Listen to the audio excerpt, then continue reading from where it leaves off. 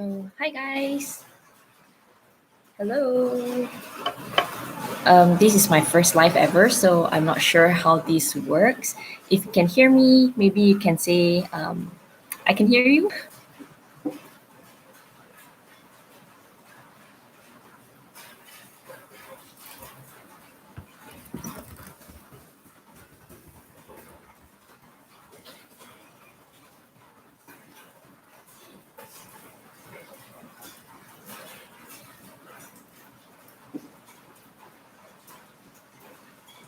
Okay, I think you can hear me.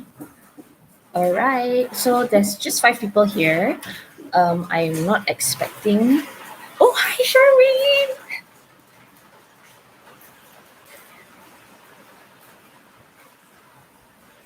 Okay, great. Um, oh, hi, Michelle. Okay, so I'm not expecting a lot of people here. And it might be a little loud because it's raining right now. So let's just start. So this live will be mainly for the Global UGRAD potential scholars.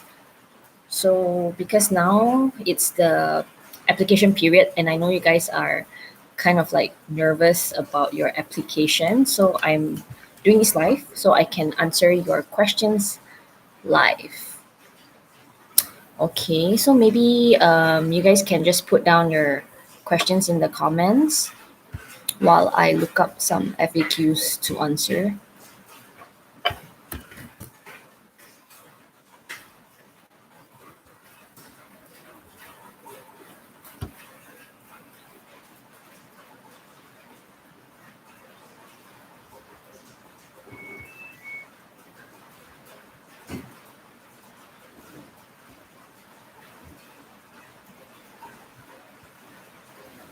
Okay, so maybe let me just get started by talking about the Global UGRAD program. So Global UGRAD stands for the Global Undergraduate Scholarship Program that is funded fully by the US Department of State. What I mean by it's fully funded, it is basically you're going to the US for free on a 1 semester study exchange abroad. So I've already did a few videos on my channel, which I'm hoping you guys already watched so that you don't really ask me repetitive questions.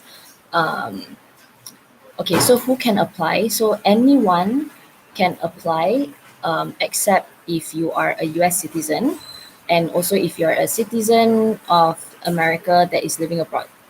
So the requirement is actually it's not very strict.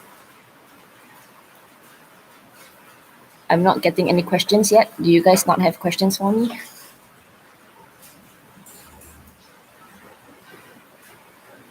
Ah, okay, great. So Mr. Matt Ali says, may I ask please, can you give some ideas on what we can write to the essay question? Why would you be a great participant?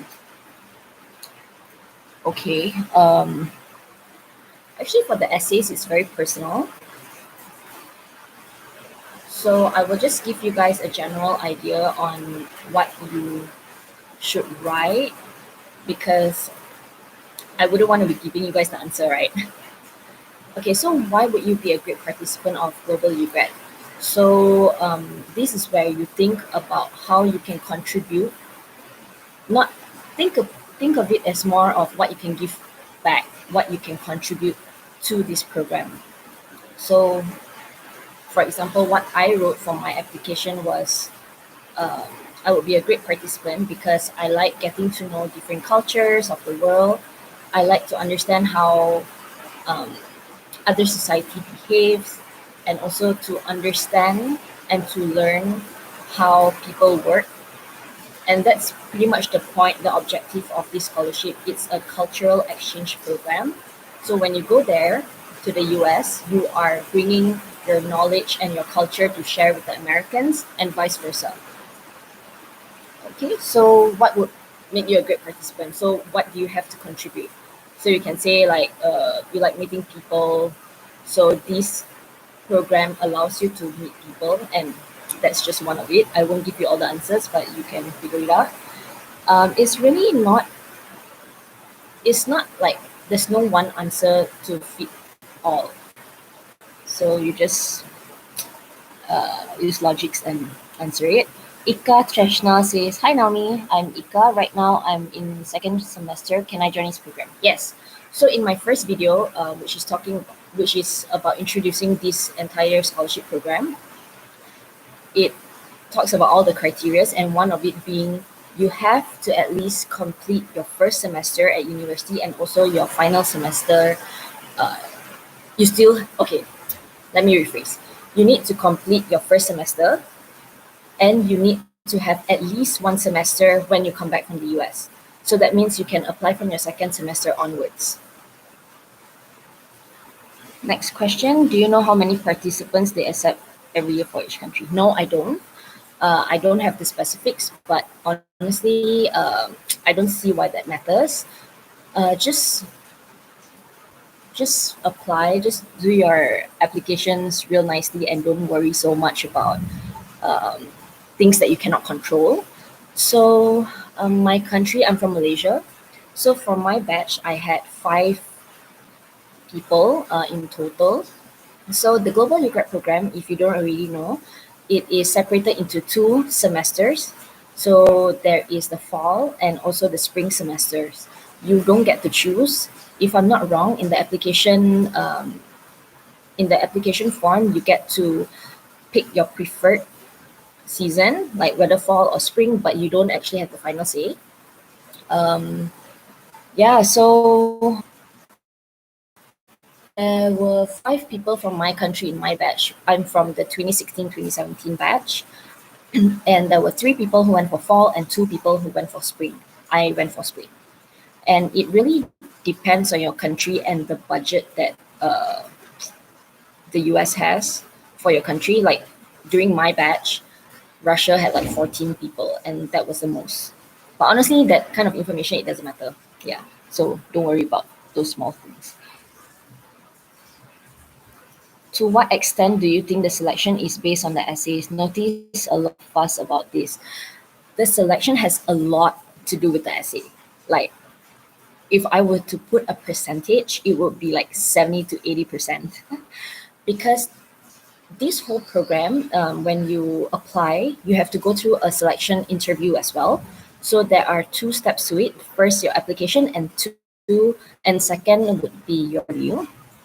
So to think of it, how would people actually filter through good and not so good applications, right? It's through your essay, because that is the first filtration system that they have. So if I'm not wrong, they have like 3 personal statements and essays that you have to write. And that gives the reader the idea of how you are as a person, and your also your thought process. So I would say to pay a lot of attention to your essay. It has a lot to do with like leadership, and they want to know who you are, what your interests are. So for example, if they were to ask you, oh, can you guys, okay. So if the question were to ask you what is your hobby or what's your interest, don't just say I like to read. Tell them why you like to read and why it makes you happy to read, or why you want to even spend time reading, because anyone can like to read. And for example, even if you say you like watching YouTube or watching Netflix, it may seem superficial, but if you can actually justify your point and just find a way to convince them on why your hobby makes you a better person. Okay. Can you give me some examples that made your application stand out? I don't actually know what made my application stand out, but I would say it's definitely the essay, because in the application form, there's a lot of just demographic questions, like where do you study, where you're from, what are your hobbies, what are your interests. But the main part that stood out would be the main thing that would be the deciding factor to be selected is definitely the essays, because as I mentioned earlier, it has a lot to do with your thought process. I can't really help you in that sense because thought process is built over time. So I guess try not to be okay. So let me put it this way: sell yourself, but don't seem so conceited, like you're so full of yourself. I'll just be really straightforward here because I don't like that kind of person. And if I were doing the selection, I would totally eliminate that kind of people. Don't be pretentious, be honest. Because if you're not honest in your application and you are selected for the interview, things might not add up and dishonesty will never go right. So just be really honest and uh, be smart about your answers. In the application form, it said that we can choose what subject that we want to learn in the US. Can I choose subjects that are different from my course in my current uni? Okay, so yes and no. So when you go to the US, right, you have to apply for courses that are from your major and also out of your major. So I have a video that's talking about that. I broke it down and give you examples according to what I took personally, and also yeah. So for example, there are 4 subjects that you have to take. 2 subjects has to be from your major. One would be a US studies course, and one would be anything you like. Does that answer your question? So for example, I'll give you an example, okay? So like 4 subjects, right? I'm an econs major. So I'll take microeconomics, macroeconomics, that is in my major. And for US studies, I would take American Indian studies. And for my elective that is out of my course, I took women's studies. Okay, Fikria says hello. Hi, do you have to repeat the year in university when you come back to your country?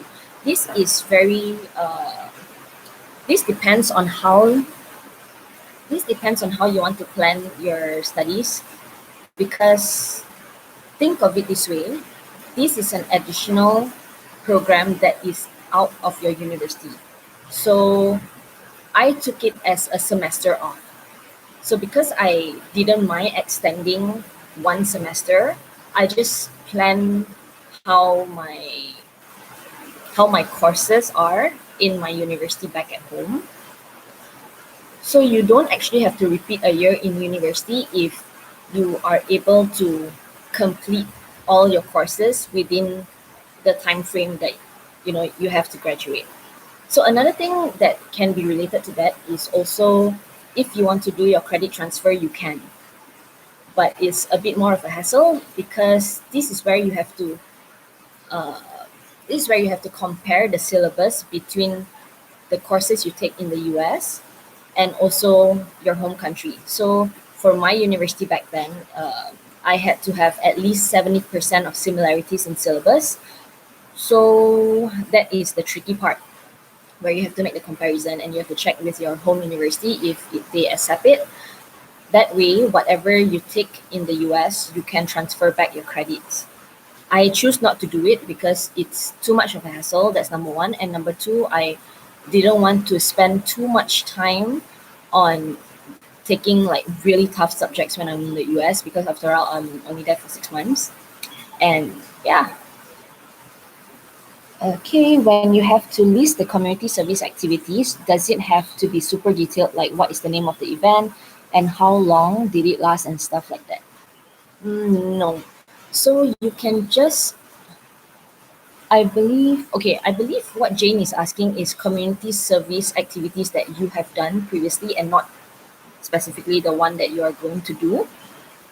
So the past community service activities that you have, you can just list down like say you volunteer at the soup kitchen and what you did. It's great if you can put the name in as well so that it strengthens your point. And yeah, you can also say how long it lasts. But I think most importantly is what you actually did, how you contributed to the society. That matters most. Not really in terms of time, but in terms of the things that you did. So actually a lot of so a major part of this application, right, is a lot to do with how you explain yourself. Remember, communication is key. So always explain, even though when something seems very obvious, like I mentioned, like hobbies, right? You say you like to read. Sure, many people like to read, but why do you like to read? What kind of books you like to read? That you have to explain. Next question from Jane. Where do I have to base the subjects that I want to learn in the US? Hi Jane, can you explain a bit further because I don't really get this question. Where do I have to base the subjects?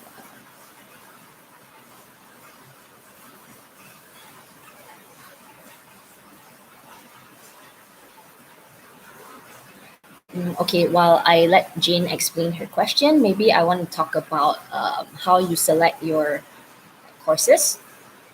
So how you select your courses in when you're at your application stage, don't take it too seriously in terms of like when they ask you what courses you're interested in or what courses you'll be taking, because they just want to gauge like where your interest lies in. So what I would do is to go to a random university in the US, like their official website, and they will always have a course finder. Say you want to study psychology or economics or English, they will always have a course finder to show you like, okay, psychology 101 or social psychology or microeconomics. Things like that are readily available on any random American university's websites. So you can just use that as a gauge and fill it up in your application form. Okay. Tell us more about the interview. Okay, so the interview, as usual, it's kind of nerve-wracking, not gonna lie, because this scholarship is like, it means a lot to us who cannot afford to go study in the US and really want to. So when I went for the interview, it was a panel of four or five people, I can't really remember. And there were two people from the embassy and two people from the Malaysian body that handles this program. So in most of your cases, you will most likely deal directly with the embassy instead of having a separate organization that handles it. So I'm pretty sure your interview will be carried out by the people at the embassy, but there's nothing to be too worried about, because honestly, if you are very honest and open in your application, then that is basically what they're interviewing you for. They will ask you questions like, okay, introduce yourself. So that's how you start off. So introduce your name, where you're from, what you're studying, and also a bit about your background. And then they will get into your application. So they will literally have like print out copies in front of them, and they will ask you, okay, so you say you like to read. Tell us more about your hobby, about why you like to read. And then that's when you tell them exactly why you like to read. So don't try not to like uh, lie or how would I say, or twist and turn too much, because it might backfire. So I guess really know your application very, very well, because that's what they're going to ask you about. And then after they ask you about like your hobbies and your interests, they will ask you about your personal statements. And also, not just that, other than your application, they will ask you about current events. I can't really remember what exactly were the questions, but they did ask me something about like the political sphere, which I can't really remember what it was exactly. So I would say when it comes to sensitive topics like international relations between between your country and the US, try not to pick sides. Don't say like, oh, your country is so great and America is shit, or don't say America is so great and your own country is shit, because that just makes you seem like a total traitor, and nobody wants to fund people like that. So I would say to have a stand, give your justification, explain why you think a certain way, but mostly to just remain neutral and very diplomatic. What else can I share from my interview? Definitely read up on news because they will ask you about current events, just to make sure that you're not an empty vase or empty can. Any questions during the interview that took you by surprise despite prepping for it? Let me think. It was definitely something related to politics. Let me think about that. I will get back on that question. Will they ask you anything in relation to your essay in the interview? Yes, they will. So you have 3 essays. One is on leadership, I believe, and one is about, what was it? Guys, remind me because you guys are the fresh ones that are doing the application. But yes, they will definitely ask you questions on what you wrote in your essays. For example, leadership, right? So you say that you've held a certain title. In high school, you were the president of maybe the English Language Society. What did you learn from it? And how did you contribute? How it made, how it changed your, how it changed your mind, or how it changed you as a person? How did it shape you as a leader? And why is it important to have that experience? Are the questions on the interview gonna be related to the essays you wrote? Yes. Oh, we have to pass TOEFL test, right? And what has to be our approximate score to be selected? Yes, you have to pass the TOEFL test. So the TOEFL test, just an overview, is an English test. You can also do IELTS, up to you, but I would recommend you go for TOEFL because it's slightly less challenging. So the TOEFL test, you can already have it and then you put it in during the application process, or you can just ignore it first. If you don't have it, you don't have to take the test just yet. I noticed many people ask me that in my video comments. The reason being, okay, I am quite frugal and I like to save money. So I save money where I can. And knowing that the US Embassy or the US Department of State, they will already sponsor you for the TOEFL test if you don't have it and if you're selected.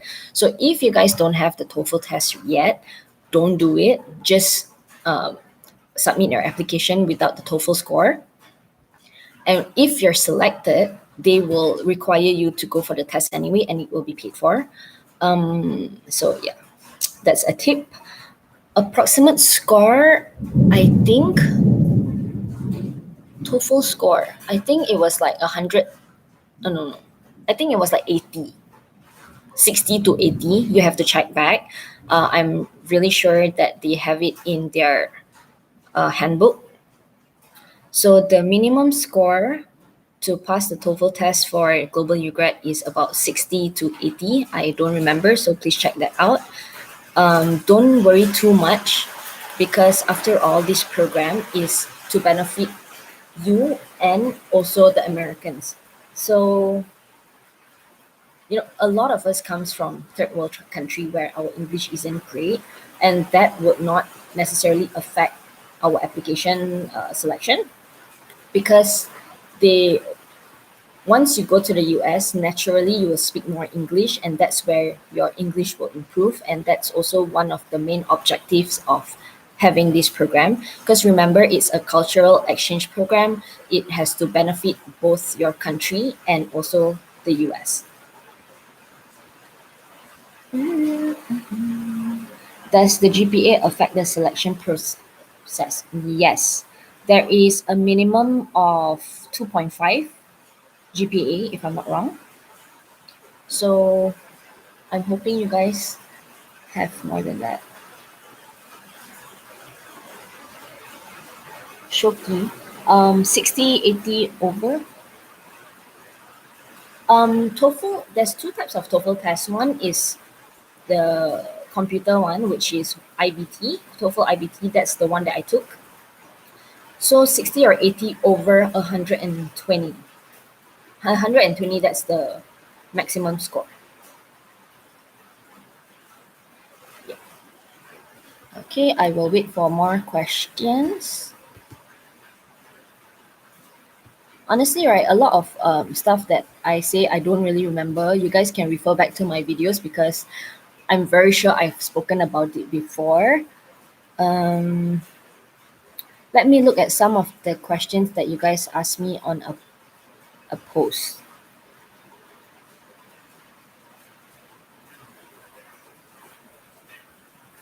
I guess I got one question on research. So is it possible for us to do a research for a thesis during the program in the US? So it depends if this is worked on the site aside from the subjects you will be studying for. So it's up to you how you want to arrange your time and your schedule. If you can do it, go ahead. But honestly, guys, my advice is don't stress yourself too much about doing all the academics that you can and all the activities that you can, because this is an opportunity of a lifetime where you get to make friends, where you get to meet different people from all walks of life. So really take time to get to know the community, your lecturers. Go talk to them after class about your projects, your assignments, your class. Make friends with your classmates, hang out with your roommate. So join activities, definitely. I don't know, join the rugby club, the rowing club, but also don't, how to say, don't make your schedule so compact that you go back to your home country thinking, oh, I did all these serious things, but I didn't even talk to any American. So yeah, just keep a balance. Um, Another question that I got from Alpha Sharma was, I know they won't give a certificate of degree, but will they award us with a certificate of participation? Yes. So because this program is not a degree program, it's literally just one semester of you studying there. So it's not an internship, it's not a degree. You're not graduating from this program with a degree, but they will give you a certificate of participation at the end of the program so that you can add it to your collection.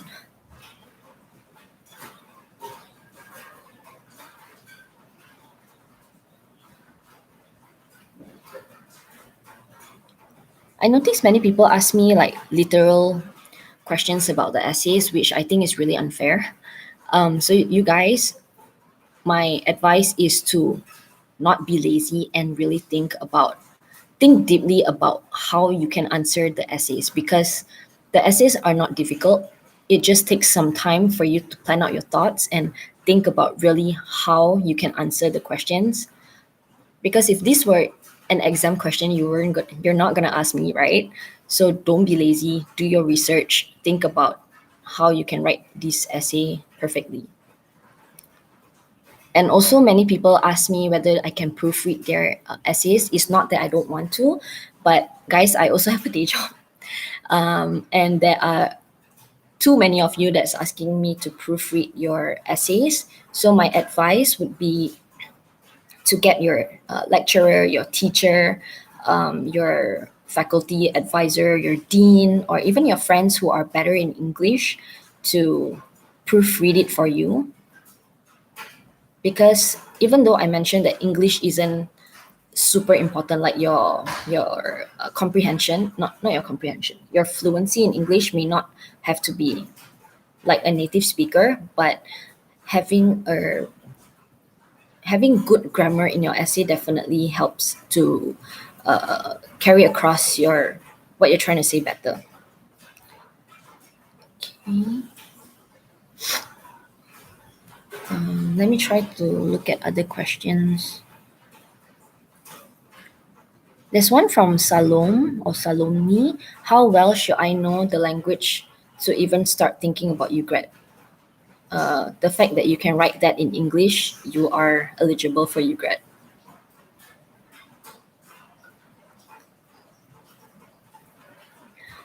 So this one, are the selected applicants this year are going to have their semester in 2021 or 2020? Because as far as I know, there are two semesters, either August or January. So as I mentioned, there are two semesters, which is the fall, which starts in August or September, and the spring semester, which starts in late December to early Jan. So it starts in 2021/2022. That's why if you are selected, your batch is has these 2 years. So my batch is 2016/2017. So my first three scholars from Malaysia, they went in August 2016, and for me and my other friend, we went in January 2017. So we are all part of the same cohort, just different batches. Okay, I think I've answered all that. What else? Okay, let me see. How do we strike a balance between selling ourselves yet not appearing to be full of ourselves? That is a good question. That has a lot to do with self-reflection. Honestly, I can't really help you with that. So I think the only advice that I can give you is, after you write your essay, get a friend or someone to proofread it to make sure that it's not all fluff. How would I say? I would say, okay, whatever point that you have to justify your what you're trying to put across. Because if it's all just to market yourself, you might actually seem very, very pretentious. Yeah, I can't really advise on that actually. Because like, I guess humble and modesty, being humble and being modest, it's a bit difficult to be if you are naturally full of yourself. But honestly, anything you say or do, just have a justification on why you say so. So it's not too much of a fluff. I'm applying from Lebanon. How many are selected from each country? Okay, I think you just joined, but I don't know how many of you are selected from each country. It depends on the budget that the US Embassy has for your country. And again, I don't know why that matters. Honestly, guys, why does knowing how many people selected from your country matter? Like, how does that affect your application? It just means that there's higher competition or lesser competition. So another thing is confidence. Don't look at this as a competition. Just write your essay really well and just submit it, and don't worry so much about what other people are going to write or that they're going to steal your opportunity, because what's meant for you will be for you. Hi Naomi, does early submission is better than I do submission on time? I'm the type of person who check the form until the last minute. Okay, no, the time when you submit your application doesn't really matter because it all goes through the system. I don't know how their system works. But the funny thing is, many people from my batch, my cohort of 2016/2017, a lot of us are late submitters. So that is not the reason why we got chosen, I believe.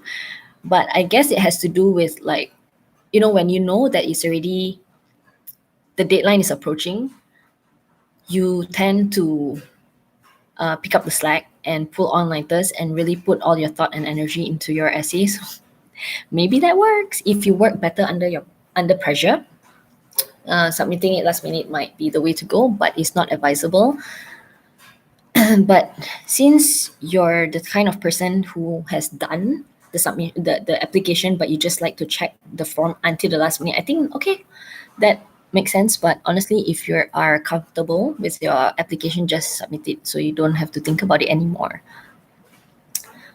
Can I ask my high school teacher to write my recommendation letter, or is it preferable to be written by our university lecturers?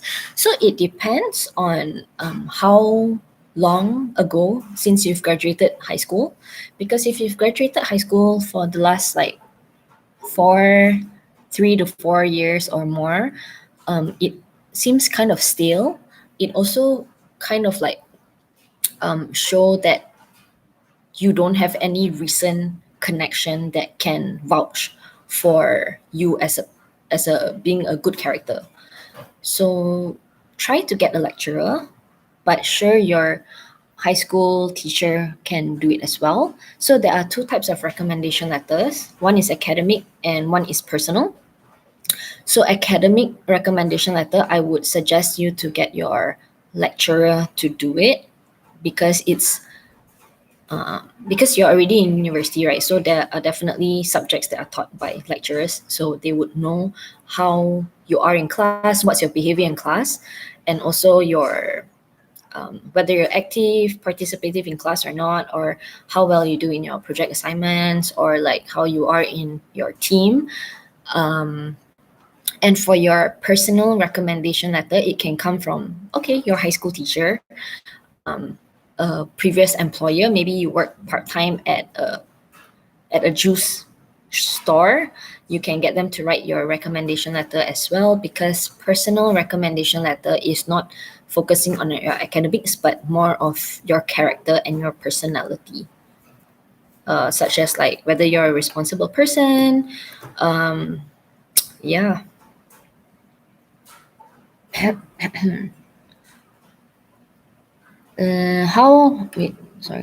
How was your experience with other UGraders? What was the best and the worst? Do we need to be each other's support system in the US? It depends. So, to answer the first part of the question, which is how was your experience with the other global UGraders? So, when you go to the US, you will be coupled up with a few UGraders from other countries. So, each university that you go to, there will be at least two global UGraders that they will put you together. So for mine, it was three altogether. It was me from Malaysia. There's one girl from Paraguay and also one guy from Russia. So the three of us, we happen to be very very close. So when we were there, we were part of the same group of friends, and it was genuinely the best time ever.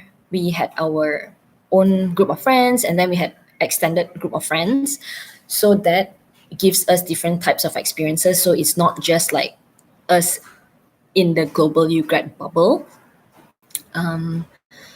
Yeah, it was a really good time because we had a lot of similar issues. For example, maybe our wondering when our next check is coming in, or how to deal with textbook buying. We can always ask each other, things like that.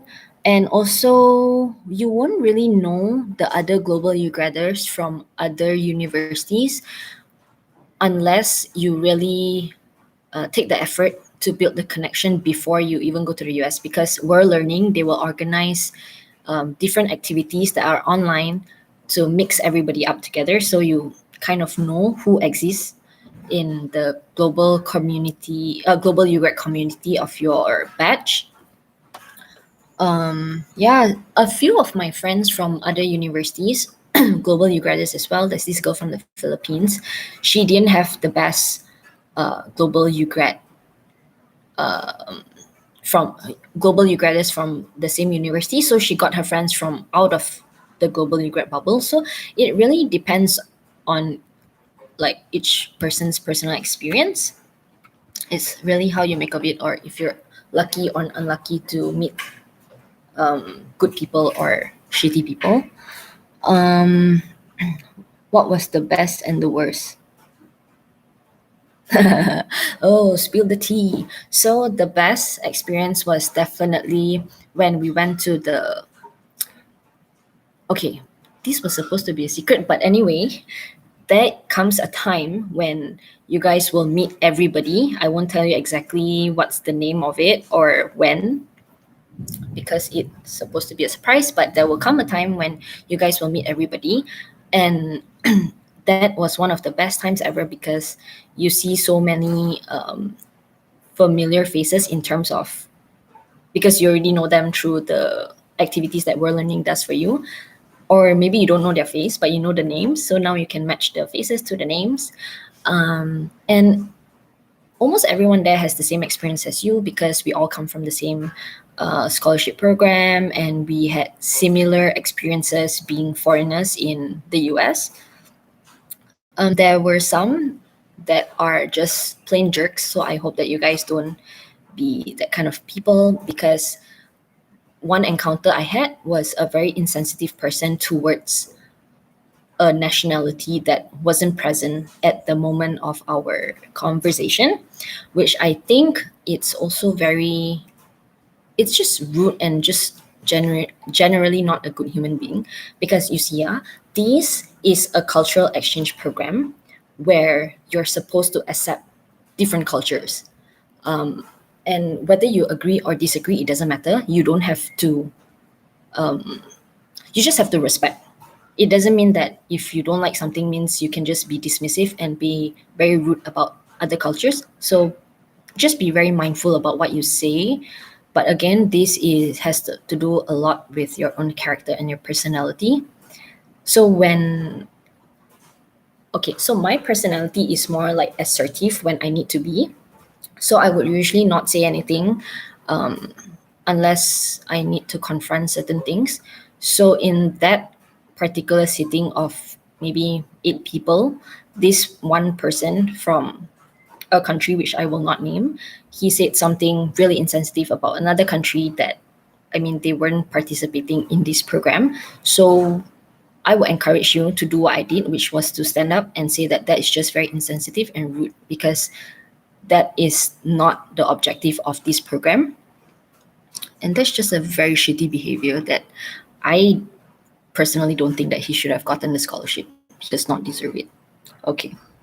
That got really deep, but I feel very strongly when it comes to different cultures and nationalities. Do we need to be each other's support system in the US? Yes. Support system is very important so that you don't feel like lost and you're like alone, because there are certain things that you will feel like you are, not to say an outcast, but you're just different. You're very different. The fact that, one fun fact is, us from countries out of the US, we can speak at least 2 languages, English and another language, like our native language, right? So that itself would already be a surprise and an eye opener for the Americans. So it's not just that, but you may face certain kinds of discrimination in terms of like racism, which I personally did not face. Maybe when you go to the Midwest or certain places that they're not so used to having colored people around, they might be a bit more discriminative. So that's where your Global UGRADers come in to be your support system, especially if you're not okay being by yourself. So a follow-up question was, or should we go free, as in not stick to one another? That too, because like I mentioned earlier, you don't want to just be in your bubble of the Global UGRADers. So definitely go out and meet new people, and just be open to meet anyone. But also follow your instincts, because you might run into some really weird people. So just be careful. Okay. I noticed there are 2 recommendation letters. Should they be both written by someone from our university, like a dean or an I've already answered this. Okay. So I'll just do a brief one, which I actually also did a video on this. I talked about it. So go check out that video again. Okay, so the recommendation letter, so just a brief overview again. There is the academic recommendation letter and personal recommendation letter. So for, okay, never mind. I will just repeat myself a little. So for the academic recommendation letter, it has to do with your background at where you study. So you should get a lecturer to write your academic recommendation letter, because only they can assess how you are in class, what's your behavior like, whether you're passive or active, or how you are in team work, in group work, and things like that. Or are you active in your co-curricular activities? Another one would be the personal recommendation letter, that is more on your character and your personality, that is not related to study. So maybe your work ethics, you being a responsive or responsible person. So that will be written by either your current or former employer, or maybe you are the president of your English language society. You can get your advisor or your teacher to also write that letter. How well should I know language to even start? I actually also already answered that. Again, don't worry too much about your English, because the fact that you can write that in proper English, you are eligible for UGRAD. A lot of times, people worry about very, very small things. So, guys, if you don't try, you don't know. So even if you don't get it this round, you can always try again the next round. So just do it. Just do it. Just write your damn essays and do it. Possible to switch to another uni if we don't like it, or if there's really big issues that we can't deal with, like discrimination. So far, I don't think you can switch unis. So this issue would be more, is definitely a serious case, because if there are discrimination issues that you are facing and you really cannot handle it, and not even the campus advisor can help you with, do reach out to your World Learning advisors. So each region will be appointed two advisors. So for example, I'm from Malaysia, so Asia Pacific, we had two advisors, and Eastern Europe, they have two advisors, and things like that. So make sure that you always keep in touch with your UGRAD advisors. They are always available for you to reach out to them. And they will also schedule catch-up sessions with you. So they will do it virtually. You'll have to check in with them, and just keep in touch, and don't be afraid to voice out whenever you face certain issues. Maybe you think that it's a small issue, but it might be bigger than you know. So don't wait until it's too late. Did you have a hard time adjusting yourself in terms of weather, culture, food? That's a good question. I like that question. So I had a hard time adjusting on the first day only. So it's mostly to do with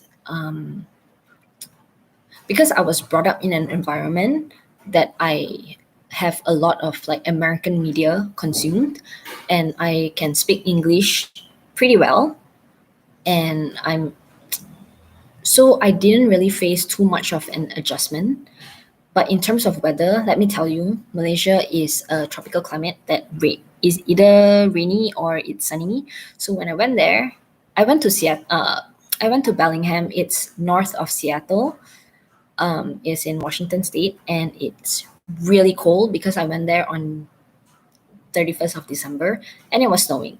So that was a huge shock to me mentally and physically. So I was literally shaking the moment I arrived. So that was a bit challenging for me in terms of weather, but I survived because I wore like 6 to 7 layers every single day, which to be honest, it was very heavy, but for survival's sake, you just have to do what you have to do. In terms of culture, not really as well, because I went to Washington. So in that campus, it's they are not they are used to having international students around, although it's not like super many, but they are used to having international students around. So which is also why I guess I didn't face any discrimination. because I'm just like any other Asian around. So there were also Asian food in the dining hall. Not the best, but not gonna complain because it's better than none. But generally, the culture is pretty much what you see on TV.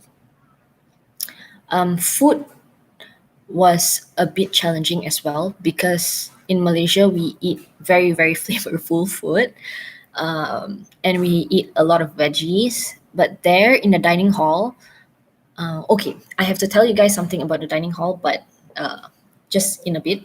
So in the dining hall, you will have different selection of food, and there will most likely be like an Asian corner. I know not all of you guys are from Asia, but I'm just giving you an example. So they will have their American food, which is like pizza and pasta and fried chicken and burgers. But they will also have like a salad bar where you can pick your veggies, and also like food that are made fresh. So they literally cook like dishes like orange chicken or something, or Brussels sprouts. So that took a bit of adjustment because I'm not used to always eating salad. I like my veggies cooked or like stir fried. So that was a bit of adjustment to make. And I also went to the Asian grocery mart to get myself some chili sauce. Actually, they didn't have chili sauce there at all. So if you guys like your chili sauce or whatever sauce that you are used to at home, bring it from your home country. Because in the US, I'm generalizing, okay, your stores that maybe certain stores that are closer to your university might have a different selection, but they generally only have tomato sauce, which is ketchup, mustard, and mayo, and sriracha. So I got myself some sriracha because that's the closest I got to chili sauce. Anything spicy works. Okay, so coming back to the dining hall, I'm not sure if times have changed due to the budget, but when you go to the US, you will be provided room and board. Room being your accommodation, and board, I don't know what that means, but I'm assuming it means your food. So you will be given dining credits. So means you can go and eat at the dining hall for free. And that honestly saves you a lot of money. Yes. Was the allowance sufficient for everything? Including some shopping? Yes. So the great thing about this scholarship, I cannot stress how great this scholarship is because your visa, your TOEFL test, your tuition fees, your transportation, your air ticket, everything is paid for. And they also give you book allowances. So at the beginning of your semester, they will already give you a check for your books. So that's when you can purchase or you can rent your textbooks, and all your supplies. And if you need certain textbooks that exceed your allowance, say for example, certain textbooks has like a special code that you cannot buy or rent a second hand, you need a brand new book, and it costs more than the allowance, you can always file that for claim and they will reimburse you. So literally the allowance that they give you, I won't say how much because times may have changed, budget have changed. I don't want to promise you something that they might not be giving. Maybe they might give you more and I will feel really bitter about that. I don't know because of inflation. So the allowance that they give you on a monthly basis is basically free money for you to spend on anything. Oh, I also have to add, like your transportation within the campus is also paid for. So, for example, if you need to take the bus within campus, it's also paid for. So, like I said, the allowance is free money. So you decide how you want to spend it yourself. But again, don't rely too much on the allowance. Also, have your own money as backup in case you want to go travel during spring break or any break, and then you don't have to starve yourself. Okay, when filing the online application, there's sections that require us to list things. Should we list or describe in a narrative form in the online application? When they ask you to list things, just list like the main point and also maybe one sentence of a bit of elaboration. Don't go into a whole essay because honestly, you just need to put a main title, main point, and a bit of description. And then if you're selected for the interview, they will just ask you about that. And that's where you can explain yourself. Oh, TOEFL score has to be at least 45 out of 120. Guys, like Mr. Matt Ali said, it's easy peasy. Okay, 45. I think they lowered the bar. Lucky you. Did you have a host family when you were there? No, I didn't have a host family when I was there. I don't really know how host families are selected or given because a few of maybe like 2 out of 300 of the batch that I went for, they had host families, and I don't really have any experience of that, so I cannot advise on that. What if we only eat halal? Is that hard to keep up with the food that is given or what we buy? This is a bit tricky. So they have vegetarian and vegan section because in the US, veganism and is very big. So I'm not saying that you have to convert to veganism, but there are definitely options. So if you want to eat meat, I would suggest you to maybe buy it from the restaurant that is actually certified halal. It's very, very tricky, but there are definitely ways to work around it. But if you were to go to certain states that are not very that are more new to international people, you might have a bit of challenge to find halal food. Yeah, because as I understand, halal meat you also have to kill the animal in a certain way. So I wouldn't necessarily recommend you buy the raw, like say chicken from the supermarket. So it depends on how strict you are with your diet and all that, and find a way around it. Oh, definitely ask your campus advisor because you will be attached to the international student society, so they can definitely answer your questions as well because I'm sure they've had similar questions asked to them. I think beef is a really common food that probably. Okay. Okay. GPA has to be minimum of 3.0 for Kazakhstan. Okay. So you guys should also read the comments because there are a lot being shared by other viewers as well. For J1 visa, is it by us or by them? So J1 visa will be arranged by the embassy itself. So once you get selected, fully selected after your selection interview, so you are definitely going to the US. That's where the US embassy will arrange for you to go for the interview and all that. Yeah, so it's nothing you have to worry about.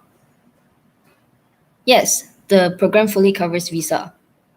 So as I mentioned, and also in my first ever video about what is Global UGRAD, I listed down every single thing that this scholarship covers. Well, just a question. You guys are interested in the program, but you don't actually read the criterias and the full information. So I guess you guys should just really do your research, like especially from the official website. I'm not saying that I'm ungrateful for your questions and watching my video and all that, but definitely go through the official website first. And yeah. Okay, I think I'm reaching the end. If there's no other question, I will just end it here. Okay, I'll just take two more questions. Okay. Okay, two more questions. Has there ever been cases where UGraders are rejected for J1 visa? I don't know personally, but I don't see why they will reject you if you don't have like a past criminal record. It's quite general. Yeah. I don't have a passport yet, but I have an appointment next week. Is it okay to apply? What a yes, you can go and get your passport, then apply, no problem. Okay, I guess that's all for this live stream. If you guys have any questions, you can just continue to post them on my videos. I will definitely attend to each of the questions. I'm also planning to film a Q&A video, a part 2. So just keep the questions coming in and I will address it in that video. Guys, don't worry so much. Take it easy. Just focus on your essays and you'll be fine. Good luck. Bye.